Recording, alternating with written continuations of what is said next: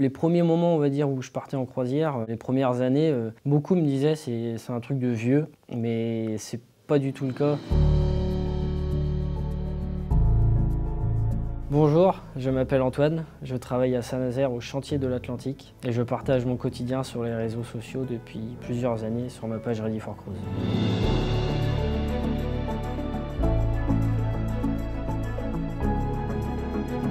Depuis tout petit, j'ai toujours aimé la croisière. J'en avais fait une 6 mois avant d'arriver dans la région nazérienne. Donc, quand on arrive au chantier, on rentre dans un univers gigantesque avec un nombre de corps de métier énorme, un nombre de personnes énorme aussi, avec des nationalités différentes. On se sent un petit peu tout petit au début, mais on arrive à se faire une petite place facilement à force de travail et de persévérance.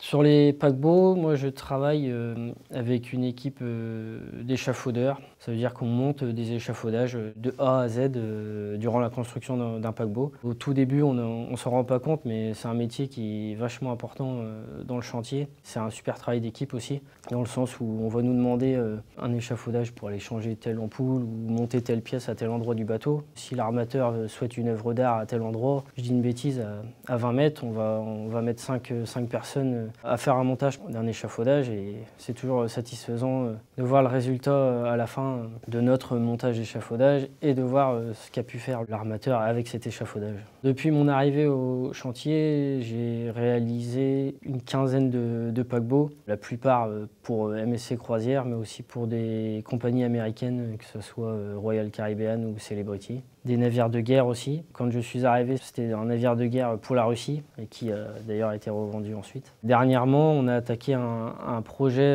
assez révolutionnaire. C'est le premier paquebot à voile construit en France pour une compagnie française. Pour moi, le plus marquant, l'Harmony of the Sea, qui est parti de Saint-Nazaire en 2016, parce que c'était le premier paquebot auquel j'ai assisté finalement à toute la construction. Ça a été une belle aventure.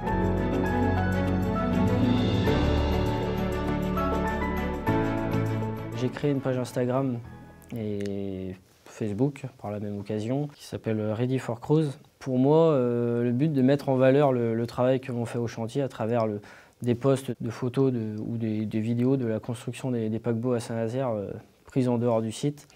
Parce que partout où on se trouve à Saint-Nazaire, on voit les bateaux ou les portiques, donc je voulais mettre ça en lumière. À force de faire ce genre de posts, il y a plusieurs compagnies qui m'invitent désormais régulièrement à des événements pour la livraison des paquebots.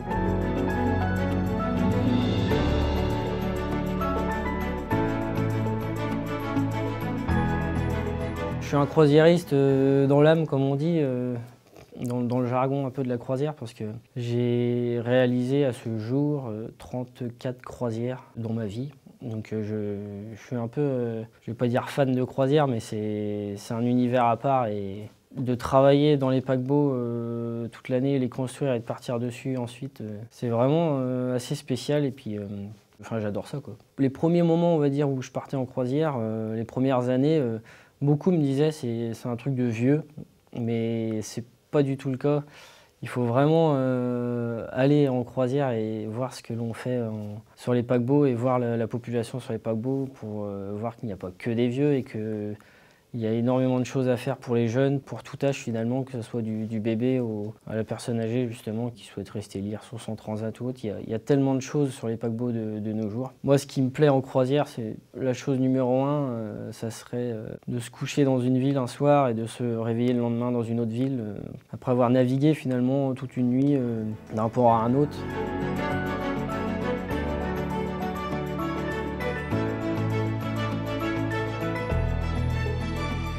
C'est vrai qu'au début, où je faisais des croisières, je ne pensais pas vraiment à ça. Il y a énormément de choses qui sont faites sur les paquebots d'aujourd'hui et qui réduisent comment dire, la pollution, les rejets en mer, etc. Que ce soit la peinture sur les coques des bateaux, le traitement des fumées. Et puis maintenant, là, il y a le carburant qui est différent et on utilise beaucoup maintenant le gaz naturel liquéfié qui a drastiquement réduit les émissions dans l'air. Donc il y a énormément d'efforts faits par l'industrie de la croisière.